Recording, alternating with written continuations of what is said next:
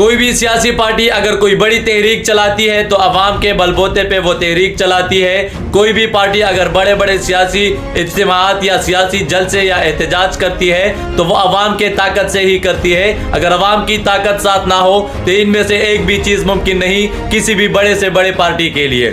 जो ताकत पाकिस्तान तहरीक इंसाफ की है, जो कौम पाकिस्तान तहरीक इंसाफ के साथ खड़ी है, उसका एक नज़ारा आज भी इस हुकूमत ने कर लिया है, इस निज़ाम ने कर लिया। और इस निज़ाम के साथ साथ पूरी दुनिया ने यह नज़ारा देख लिया है कि इमरान खान की पार्टी में इतना दमखम है कि एक शॉर्ट कॉल पे भी पूरे मुल्क में निकल सकते हैं और पूरे मुल्क को जाम कर सकते हैं। अब यहाँ पे तमाम तर गलतफहमियां दूर हो चुकी है कि 26 नवंबर के बाद ये लोग डर चुके हैं। मुरीद के कत्लेआम के बाद पाकिस्तान तहरीक इंसाफ के लोग भी डर चुके हैं। डर के नाम का कोई चीज़ ही नहीं है इन लोगों में। इमरान रियाज का वो जुमला आज भी याद है कि पहली दफ़ा इस निज़ाम को टक्कर के लोग मिले हैं और ये वो लोग हैं जो टक्कर के लोग हैं, जो किसी भी तशद्दुद से नहीं डरते, किसी भी खौफ से ये अपने एहतजाज को मौखर नहीं कर सकते, किसी भी खौफ की वजह से ये लोग बाहर निकलने से नहीं घबराते। पाकिस्तान तहरीक इंसाफ के वो लोग जो कि इमरान खान साहब पे जान फिदा करने के लिए तैयार है, वो सारे के सारे लोग मोबिलाइज हो चुके हैं, वो एक्टिव हो चुके हैं, वो सिर्फ एक कॉल के इंतजार में है। और पाकिस्तान तहरीक इंसाफ की क़यादत को साफ साफ कहना चाहते हैं कि अगर